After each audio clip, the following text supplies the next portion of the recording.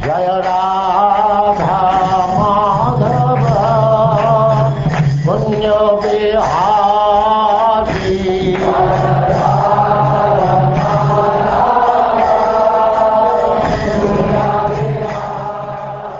And now chapter 19. King Yayati achieves liberation.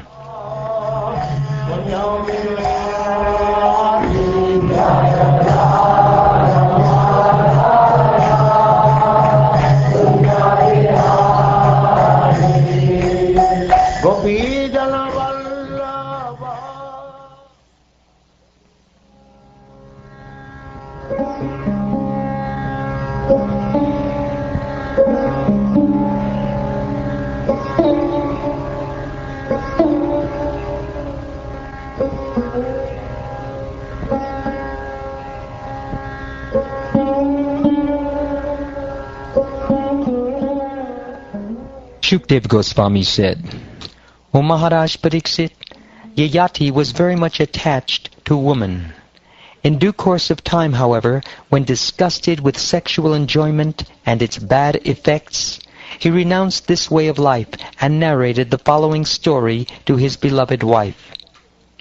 My dearly beloved wife, daughter of Shukracharya, in this world there was someone exactly like me. Please listen as I narrate the history of his life. By hearing about the life of such a householder, those who have retired from householder life always lament. While wandering in the forest, eating to satisfy his senses, a he-goat by chance approached a well, in which he saw a she-goat standing helplessly, having fallen into it by the influence of the results of fruitive activities. After planning how to get the she-goat out of the well, the lusty he-goat dug up the earth on the well's edge with the point of his horns in such a way that she was able to come out very easily. When the she-goat, who had very nice hips, got out of the well and saw the very handsome he-goat, she desired to accept him as her husband.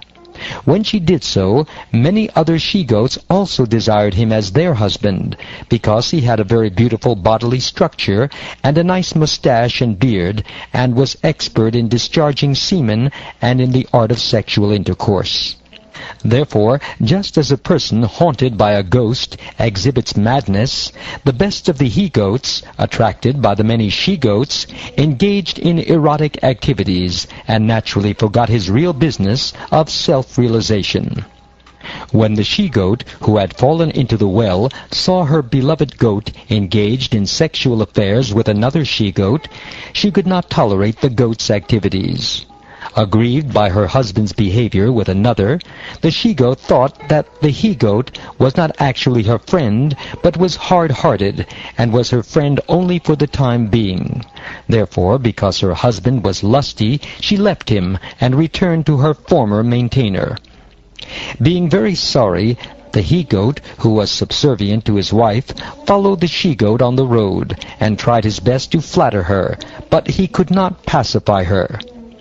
The she-goat went to the residence of a Brahmin, who was the maintainer of another she-goat, and that Brahmin angrily cut off the he-goat's dangling testicles.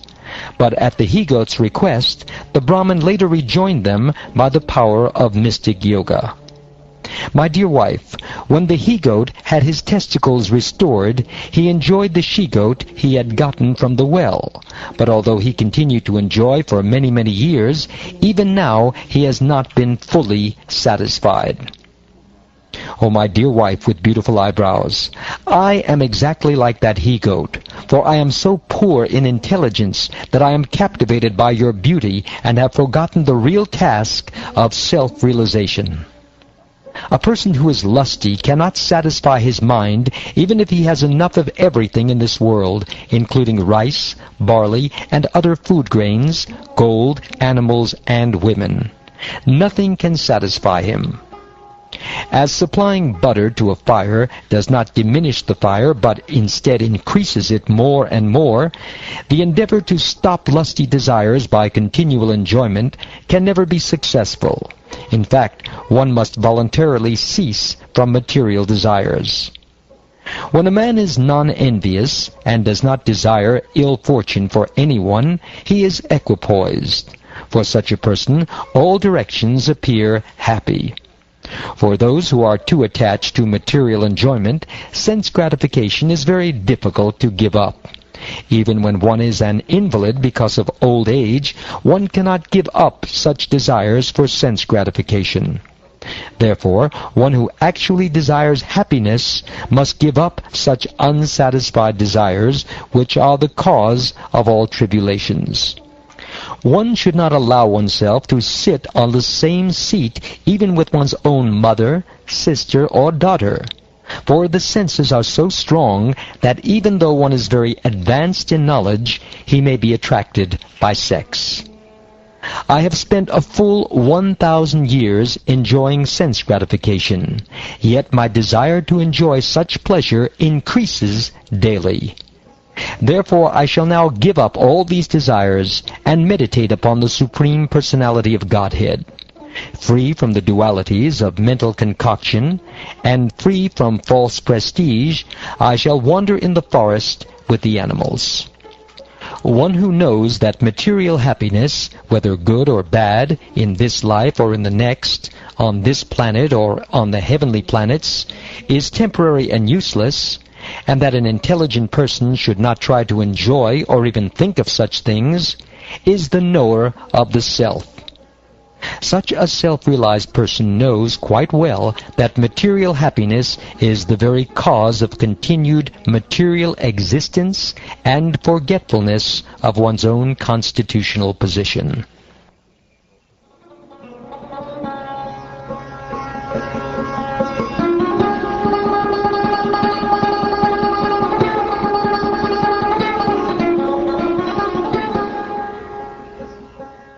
After speaking in this way to his wife, Devayani, King Yayati, who was now free from all material desires, called his youngest son, Puru, and returned Puru's youth in exchange for his own old age.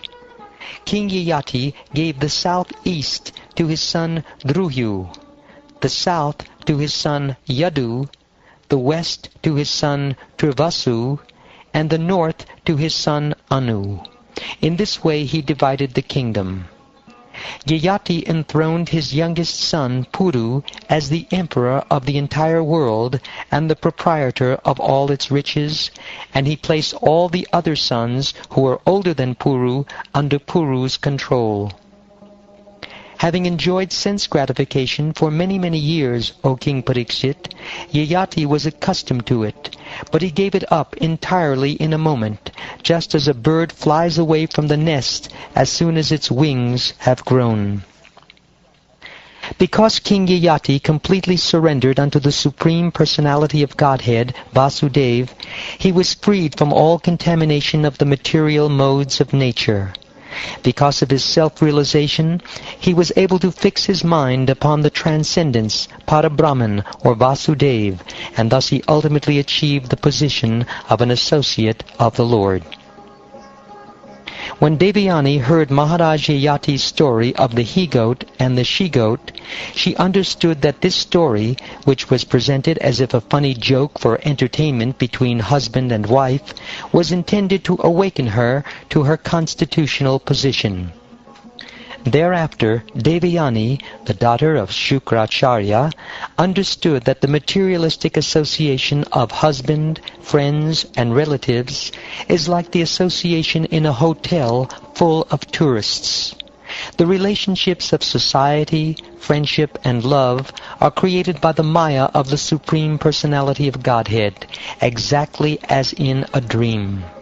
By the grace of Krishna, Devayani gave up her imaginary position in the material world.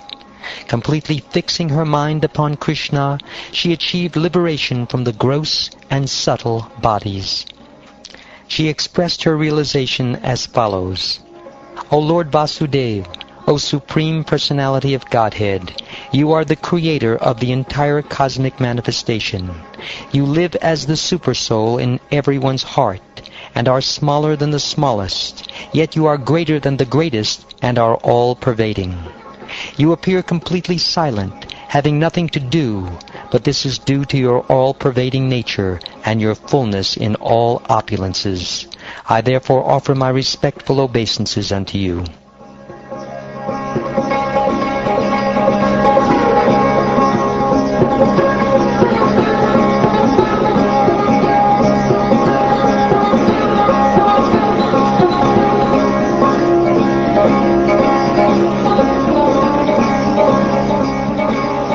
Thus ends the 19th chapter of the 9th canto of the Srimad Bhagavatam, entitled King Yayati Achieves Liberation.